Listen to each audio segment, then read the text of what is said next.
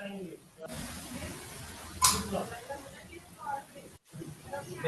I am audible to you.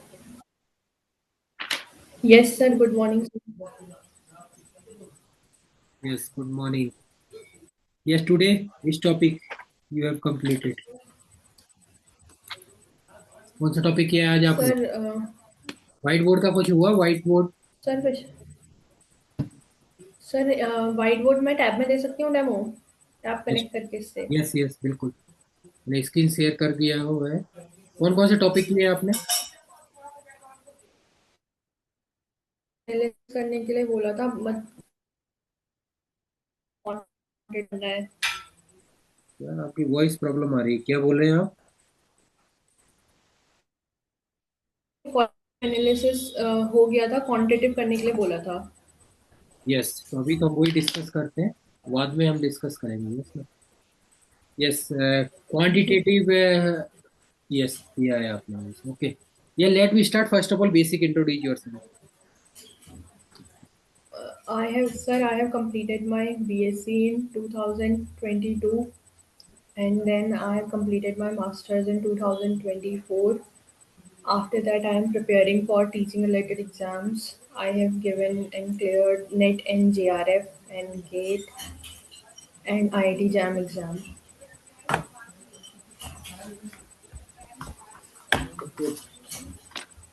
Yes, next will be the laboratory part.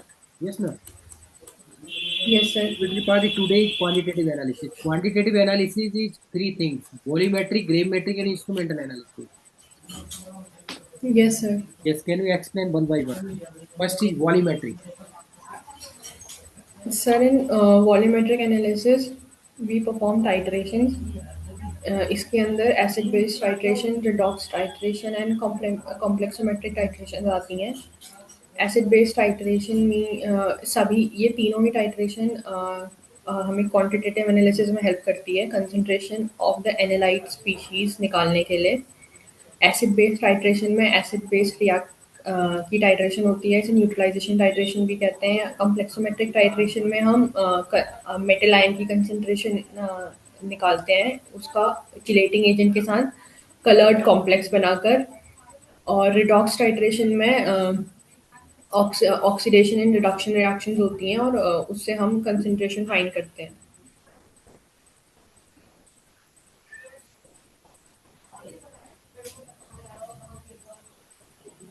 Yes,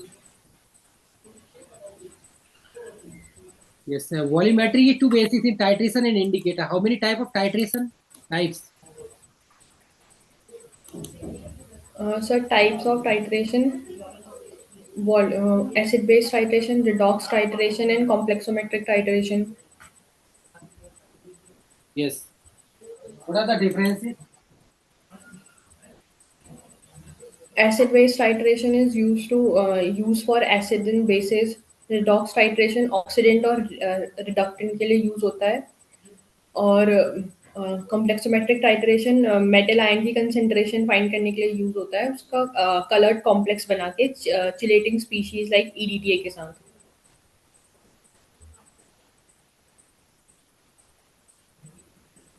Yes.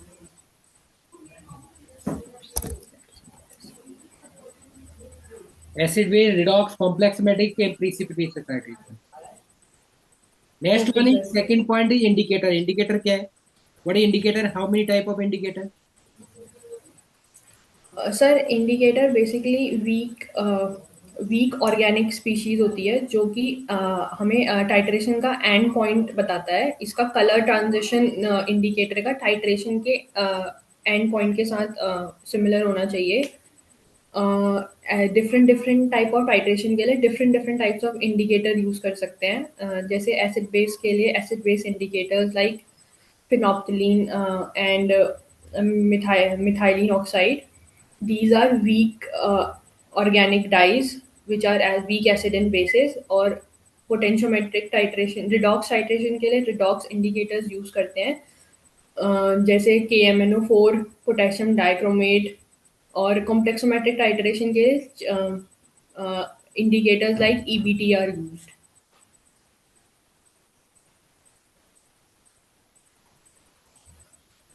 Yes.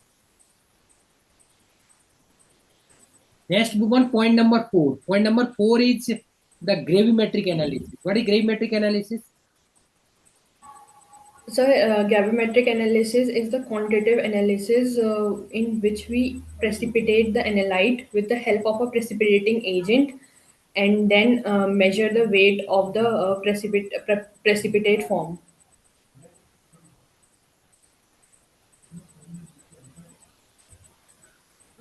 Yes. Next, move on point number 5. Point number 5 is instrumental analysis. Yes, which type of instrument you have used in your academic career?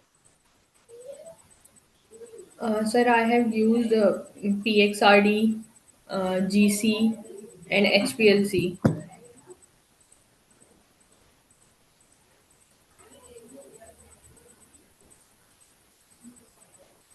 Yes, first is IR, NMR, UV, mass. Have you used? Sir, we have not. No, sir, we have not done this.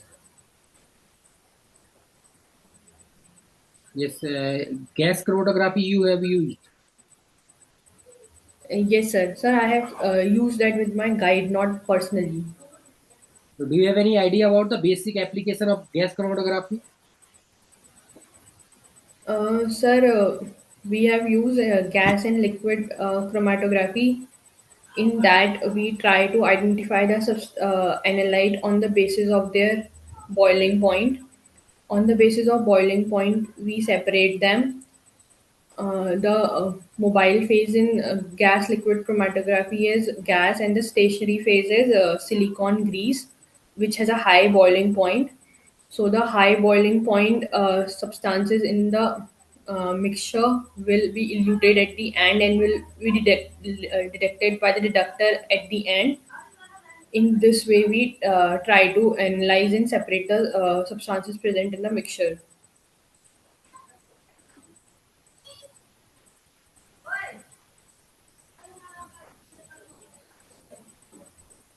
Yes.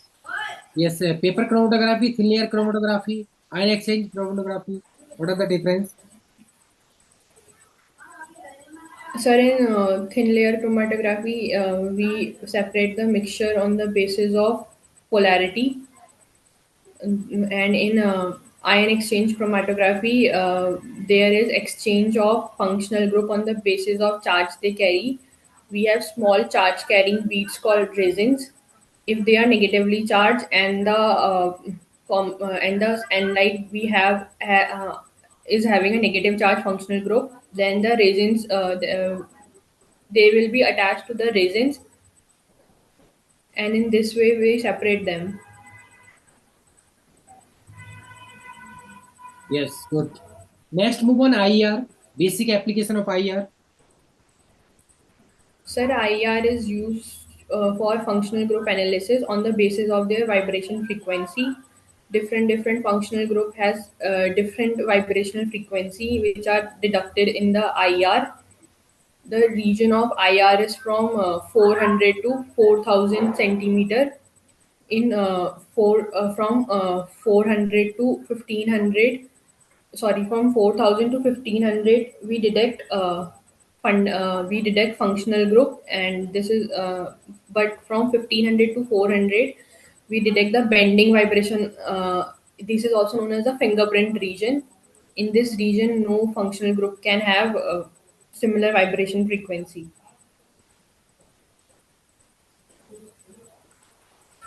Yes, IR basic. Next is a UV, basic application of UV. Sir, UV is also used for functional group analysis on the basis of electronic transitions. It is used in this. We check whether our system has conjugation or not.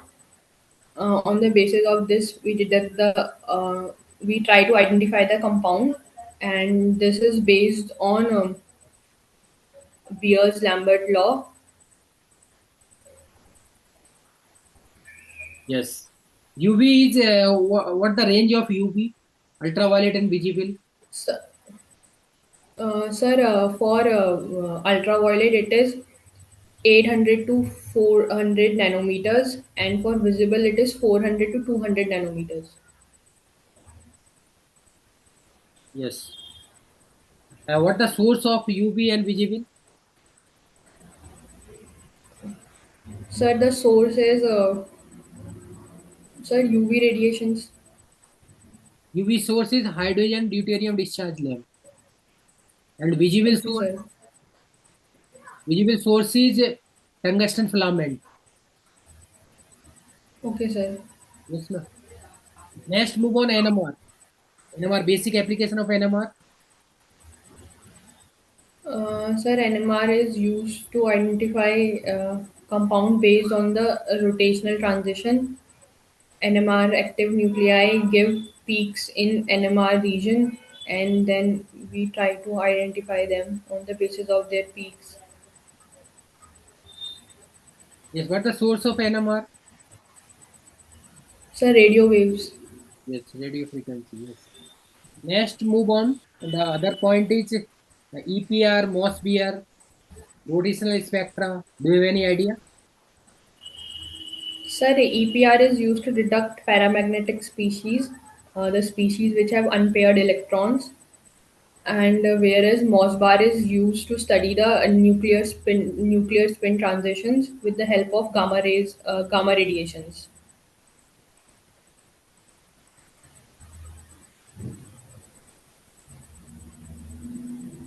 Yes.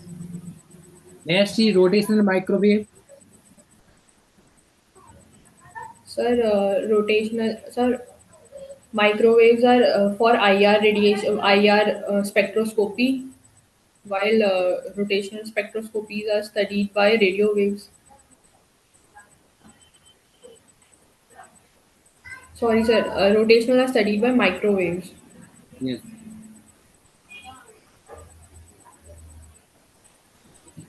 Next is my mass spectrometry. What the basic difference is spectroscopy and spectrometry? Sir spectroscopy में हम it is a study with the help of radiations while spectrometry में हम कोई radiation use नहीं करते इसमें हम detection करते हैं मास के बेसिस में फ्रेगमेंटेशन ऑफ मास से हम कंपाउंड को आइडेंटिफाई करने का ट्राई करते हैं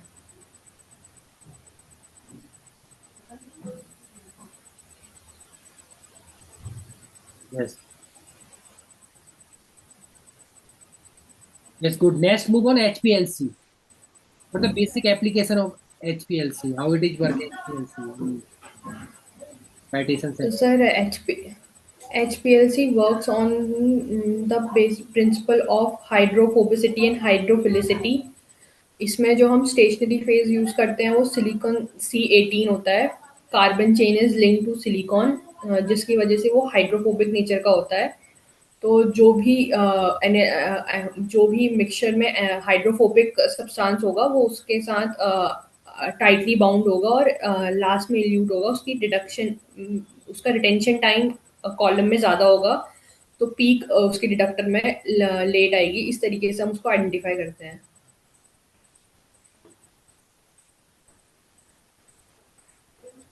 Yes. Next, move on flame photometry. What is flame photometry? ES, AES. Do you have any idea? Sir नहीं ये तो मैंने पढ़े नहीं मतलब मुझे लगा नहीं कि ये भी इंटरव्यू में Basic, पूछेंगे क्योंकि ये basic only कर लेना. Basic idea. ये क्या है? Basic idea only. Next, XRF, XRD. Do you have any idea? XRF, XRD, ICP. नहीं सर ये वाले नहीं करे ओके, नो प्रॉब्लम. इनको थोड़ा बेसिक आप देख लेना ओनली, ज्यादा नहीं. Only basic application. ठीक है सर ओके, तो इस ठीक है तरह से सर आपका लेबोरेटरी पार्ट है. Qualitative, quantitative, volumetric, gravimetric, instrumental analysis, ये 5 सेक्शन इज कंप्लीटेड. यस ना. इसमें सॉल्यूशंस वगैरह हाँ के सर आइडिया है आपको? सॉल्यूशन कैसे बनाते हैं? जैसे 1M H2SO4 बनाना. किसका सॉल्यूशन सर 1M, जैसे 1M H2SO4 बनाना है. सर तो हमें उसका molar one M means 1 molar present होगा तो हम 1 मोल से उसका वेट निकाल सकते हैं मोलर मास की हेल्प से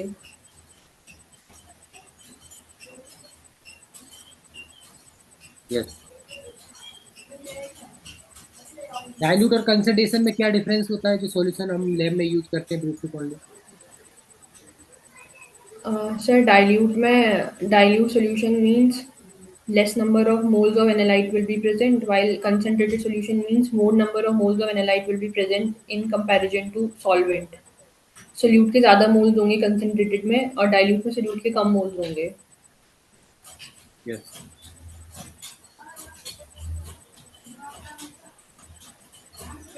yes, good. Laboratory part is your complete. Other section कुछ एचपीएससी एनईपी वगैरह इसके बारे में कुछ स्टडी किया है आपने? कुछ हम वंस अगेन. हाँ सर, इनके बारे में करा था स्टडी. यस. आपका जो एमएससी प्रोजेक्ट है इसके बेसिक एप्लीकेशन क्या है? What are the basic application of your MSc project? How it is work? Sir मेरा एमएससी प्रोजेक्ट कैटालिसिस पे था, तो इसकी बेसिक एप्लीकेशन किसी भी इंडस्ट्रियल रिएक्शन में कैटालिसिस की हेल्प से उसको और लेस एनर्जी इंटेंसिव बनाना और इजी मोर अफोर्डेबल बनाने के लिए है. जैसे हमने करा था conversion of methane to acetic acid. अगर इसे हम ट्रेडिशनल वे से करते हैं तो ट्रेडिशनल वे में ये 3 स्टेप प्रोसेस होती है, मतलब मोर टाइम कंज्यूमिंग और प्लस ज़्यादा एनर्जी इसके लिए चाहिए. High it is performed at high temperature, but with the help of metal organic framework ये एक सिंगल स्टेप रिएक्शन बन जाती है. लेस टाइम इसके लिए चाहिए होगा और it is also less energy intensive.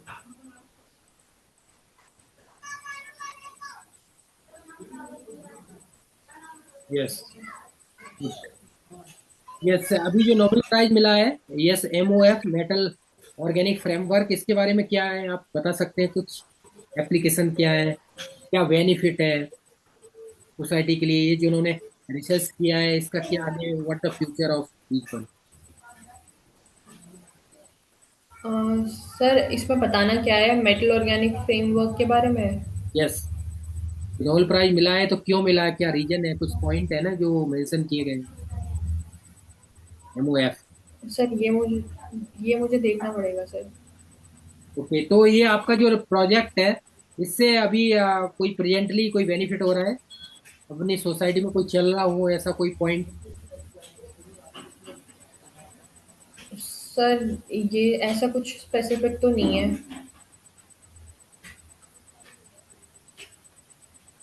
Okay, तो चैलेंजेस, ड्रॉबैक, लिमिटेशन है कुछ?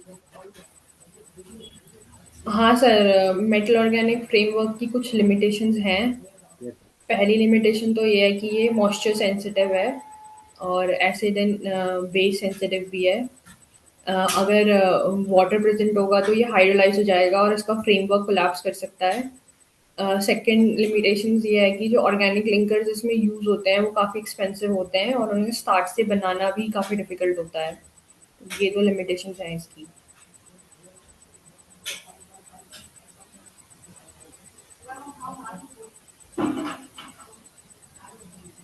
Yes, good. नेक्स्ट मूव करते हैं हम HPSC.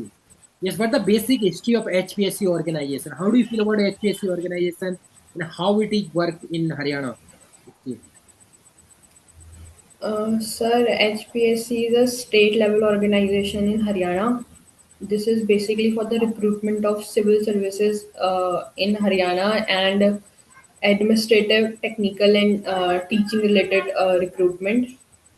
In this, the chairperson is appointed by the governor of Haryana, and then there are few committees in under the chairperson for the smooth working of the commission. Yes. Yeah, presently who chairman in HPSC? Sir, Mr. Alok Verma. Yes, Alok Kumar Verma, former IFS officer. Yes, next one question is, why will you become a assistant professor in HPSC? Why you want to join HPSC as a assistant professor? Describe, briefly describe.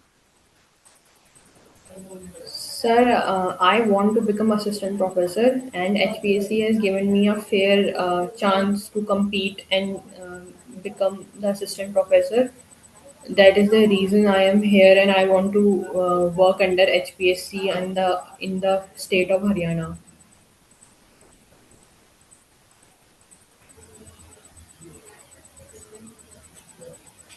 Yes, any other point? No, sir. What are the major role of assistant professor in our education system? Sir, major role of assistant professor is to uh, shape the future of students through education and to and to bridge the and to teach them.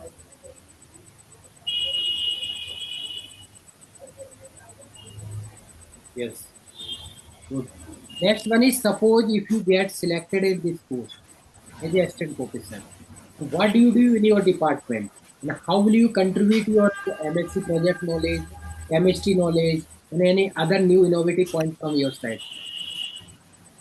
What are the new innovative Sir, ideas?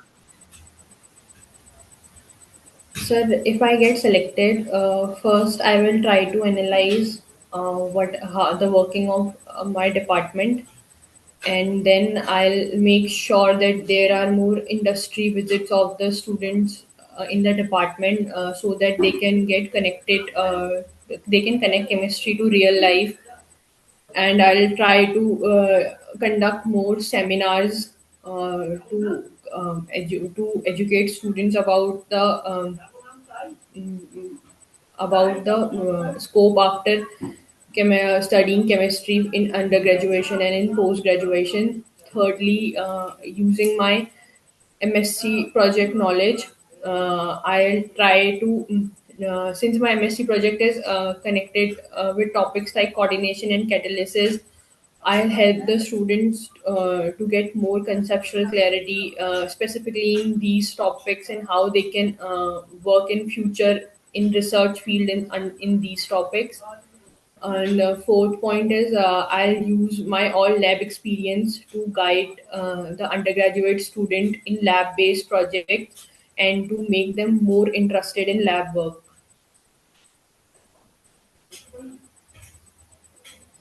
Yes. Teaching skills, teaching skills, any new innovative like to new technology जो अभी आ रही है, AI हो गया, chat GPT है, any other skills? Yes, sir, we can use all these in definitely in teaching skills to make teaching more virtual, more interactive, and more understanding. Yes.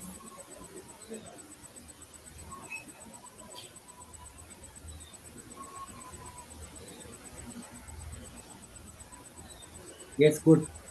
Next, move on NEP 2020. Yes, sir. What are the basic application of NEP 2020? How it is work NEP 2020 in our education system? Sir NEP 2020 में कुछ points हैं, जैसे इसमें flexible entry exit system है बच्चों के लिए. They can continue their degree till the completion of the course, और they can withdraw in between, और उसके क्रेडिट पॉइंट्स वो अपने नेक्स्ट कोर्स में ऐड कर सकते हैं. सेकेंडली, इसमें मल्टीपल फ्लेक्सिबल चॉइसेस मिलेंगी बच्चों को डिफरेंट डिफरेंट स्ट्रीम से सब्जेक्ट चूज करने के लिए. और इसमें ये भी बोला गया है कि कोडिंग बच्चों को 6th क्लास एंड ऑनवर्ड से सिखाई जाए. सेकेंडली, इसमें मोर कंसेप्चुअल लर्निंग पे फोकस करा गया है, जिसके लिए बोर्ड एग्जाम्स का पैटर्न भी अब ऑब्जेक्टिव प्लस सब्जेक्टिव कर दिया गया है. और 3 लैंग्वेज पॉलिसी यूज करी गई है, जिससे बच्चे अपनी रीजनल लैंग्वेज में भी सीख सकें इन देयर अर्ली एज. और नेक्स्ट, जो पहले हमारा एग्जिस्टिंग एकेडमिक स्ट्रक्चर था जो कि 10+2 का था, अब उसको 5+3+3+4 कर दिया गया है. First stage is fundamental, and then it is preparatory, and then middle, and then secondary stage. पहले जो है अर्लियर एकेडमिक्स स्ट्रक्चर में एजुकेशन 6 years से स्टार्ट होती थी, बट अब जो एजुकेशन है वो 3rd year इन ऑनवर्ड से स्टार्ट हो जाएगी. और इसमें जो है जीडीपी का 6% कंट्रीब्यूशन के लिए बोला गया है. अभी करंटली एग्जिस्टिंग 3% है. एंड नेक्स्ट, इसमें टीचर्स के असेसमेंट के साथ साथ बच्चों का भी सेल्फ असेसमेंट होगा रिपोर्ट कार्ड्स में, ताकि वो उनकी ज़्यादा क्रिटिकल थिंकिंग डेवलप हो और वो खुद को ज़्यादा अच्छे से एनालाइज कर पाएँ। और प्लस गवर्नमेंट ने एक सेंट्रल बॉडी पराग स्टैब्लिश करी है for the assessment, overall assessment. तो ये इसके अभी इम्प्लीमेंटेशन हैं।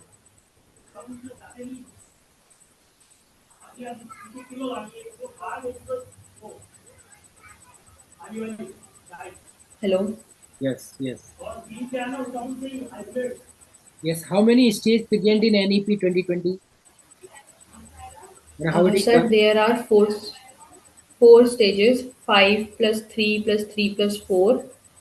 पहली स्टेज फंडामेंटल स्टेज है, जिसमें प्ले एक्टिविटीज और अदर फन एक्टिविटीज के थ्रू बच्चे को सिखाया जाएगा for the first 5 years starting from the age of 3rd years। And next stage is preparatory stage, जिसमें क्लासरूम टीचिंग स्टार्ट करी जाएगी through these fun activities only. And next is middle stages, जिसमें बच्चे को subjects like science, social science, mathematics introduce कराए जाएंगे। And last stage is secondary stage, जिसमें बच्चे के पास अपना चॉइस, अपने खुद के सब्जेक्ट्स चूज करने की लिबर्टी होगी। Yes, good.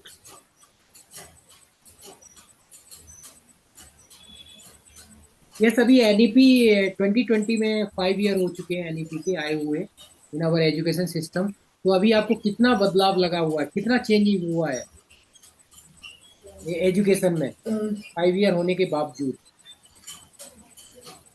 सर चेंजेस हुए हैं, डेफिनेटली पॉजिटिव चेंज हुए हैं। जैसे हमने देखा है कि अब जो है बोर्ड एग्जाम्स भी 2 phases में कंडक्ट कराए जाते हैं और उनका पैटर्न ट्रेडिशनल पैटर्न से चेंज हो गया है, जैसा कि एनईपी में बोला गया था। And secondly schools are focusing more on vocational educations। अब मोर इंडस्ट्रियल विजिट्स होती हैं, and there is a 10 day no bag program for children up to class 6th, so that they can learn outside the classroom rather than only from books।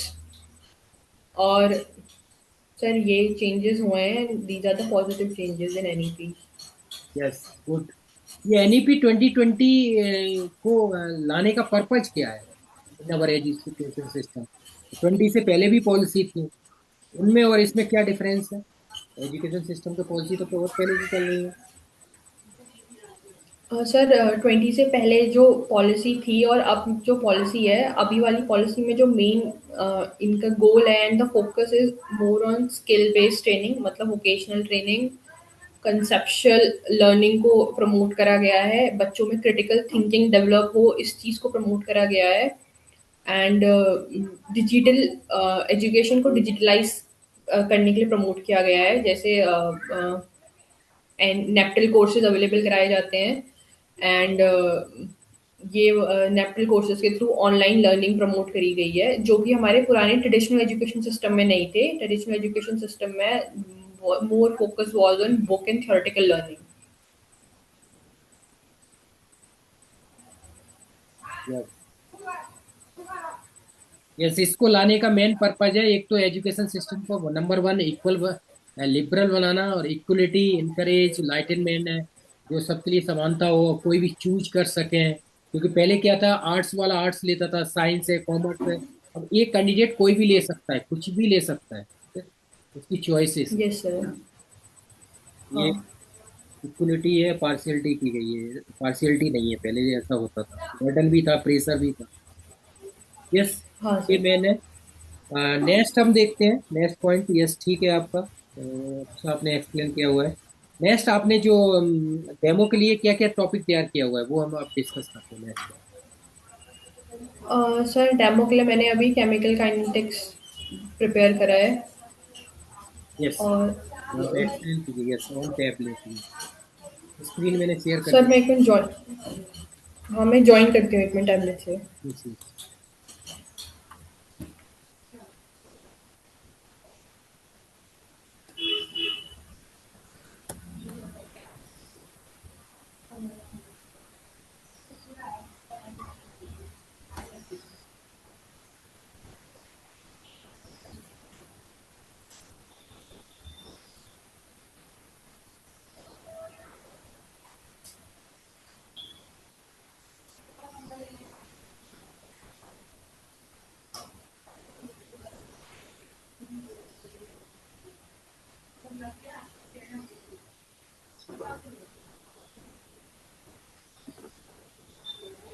Recording in progress.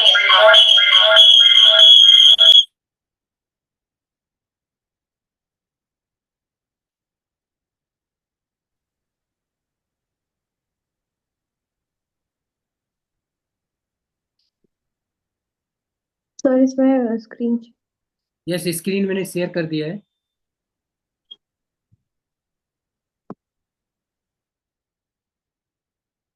All participants.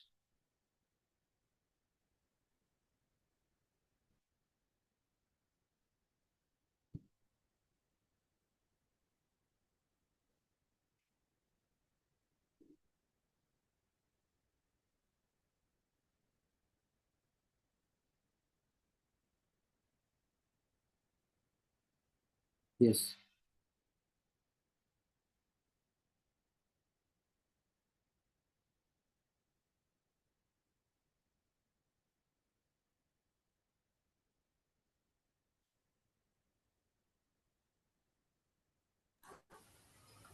Hello sir, am I audible?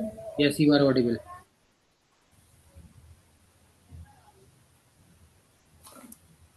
Yes, आपकी white तो स्क्रीन। आज हम topic पढ़ेंगे chemical kinetics. एक minute, इसमें आवाज eco कर दिया है।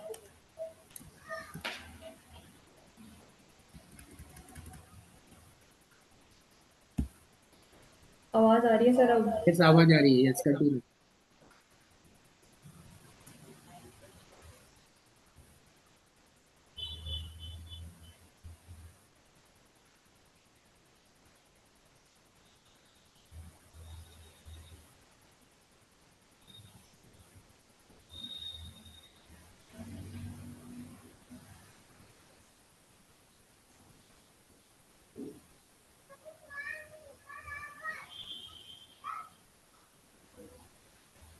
अगर हमें केमिस्ट्री में कोई केमिकल रिएक्शन हो रही है, सपोज ए प्लस बी एक साथ मिलके प्रोडक्ट बना रहे हैं, तो इस रिएक्शन को हम मेजरली तीन तरीके से स्टडी कर सकते हैं।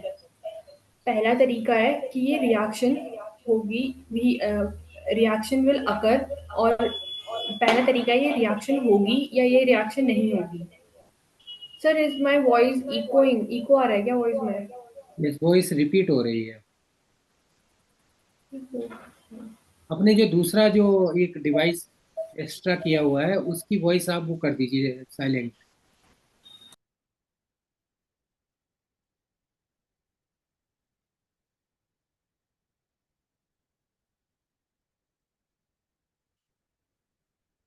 Yes, continue.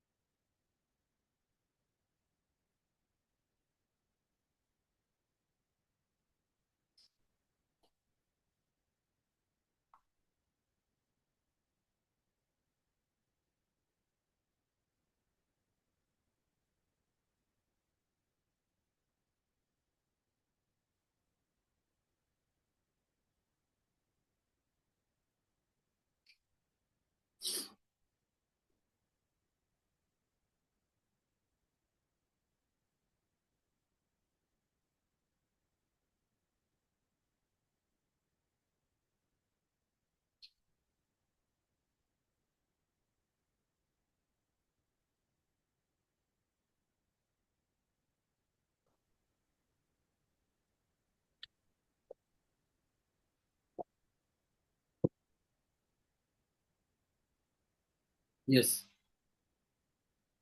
सर अब सही है वॉइस? यस।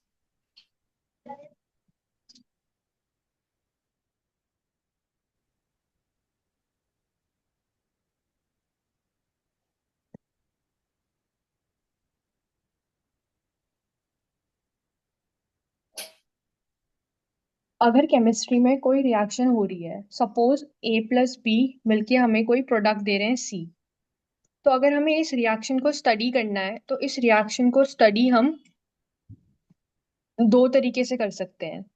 पहला पहला है, हमारा पहला क्वेश्चन होना चाहिए अगर हम किसी रिएक्शन को स्टडी कर रहे हैं कि ये रिएक्शन होगी या ये रिएक्शन नहीं होगी। तो जैसे आपकी उसके लिए जो हमारे स्क्रीन पास होता है थर्मोडायनेमिक्स, ये स्क्रीन बताने के लिए कि जो हमारी रिएक्शन है वो फिजिबल है या वो रिएक्शन फिजिबल नहीं है। और जैसे दूसरा है आपकी जो स्क्रीन अगर अभी रिएक्शन हो रही है तो वो रिएक्शन कितनी फास्ट हो रही है और किस रेट से हो रही है, उसके लिए हमारे पास होता है केमिकल काइनेटिक्स। तो अगर हम जिसमें ये बोल रहा हूँ। बेसिकली केमिकल काइनेटिक्स को डिफाइन करें तो this is the study of rate of a chemical reaction. एक रिएक्शन फिजिबल हो रही है तो वो उसके बाद वो किस रेट से होगी, उसके उस स्टडी के लिए हमारे पास है केमिकल काइनेटिक्स। तो the study of rate of a chemical study. जैसे आपकी स्क्रीन अभी आ रही थी, अब आ नहीं रही है, स्क्रीन नहीं आ रही है जो आप टीच कर रहे हैं। नहीं आ रही है नहीं, अभी आ रही थी, अब नहीं आ रही। सर, बट यहाँ पे तो ये दिख रही है।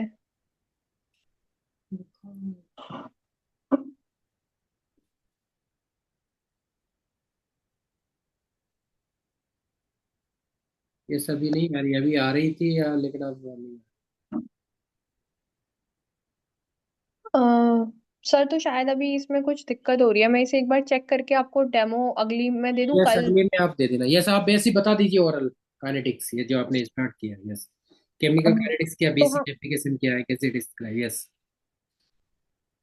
सर, क्या अभी इसको क्या करूं? कुछ बता दीजिए आप केमिकल काइनेटिक्स के बारे में, अभी 2 मिनट हैं। यस। तो अगर हम केमिकल काइनेटिक्स को डिफाइन करेंगे तो chemical kinetics is the study of rate of a chemical reaction. एक केमिकल रिएक्शन किस रेट से हो रही है, इस केमिकल काइनेटिक्स में हम ये स्टडी करते हैं। तो अब हमने बोला कि स्टडी ऑफ रेट, तो नेक्स्ट क्वेश्चन हमारा होगा कि रेट आखिर होता क्या है। Rate is the change in concentration of a species with respect to time. Time के साथ कंसेंट्रेशन कैसे चेंज हो रही है। अगर हम एक, जैसे मैंने स्क्रीन पे रिएक्शन लिखी है, ए plus B gives me C, तो ए और बी किस की कंसेंट्रेशन टाइम के साथ कैसे डिक्रीज हो रही है, इसके स्टडी को हम बोलते हैं रेट। और इधर ही सी की कंसेंट्रेशन टाइम के साथ कैसे इंक्रीज हो रही है, इसको भी हम बोलेंगे rate of increase in concentration of C, मतलब हमारा प्रोडक्ट। तो केमिकल रिएक्शन स्टडी करने के लिए, रेट स्टडी करने के लिए we have next topic which is called the advancement of chemical reaction. तो इसमें हम देख सकते हैं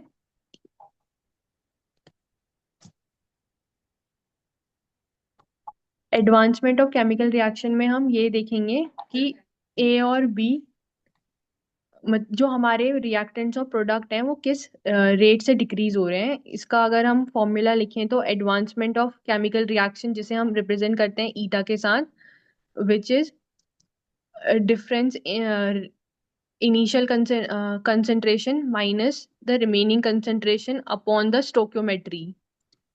प्रोडक्ट के लिए स्टोक्योमेट्री होती है पॉजिटिव और रिएक्टेंट के लिए स्टोक्योमेट्रिक होती है नेगेटिव। अगर मैं एक एग्जांपल के साथ देखूं, A plus B gives me C, तो अगर मेरे पास ए के इनिशियली 9 मोल्स थे एंड बी के भी इनिशियली 9 मोल्स थे at time t equals to 0, but अब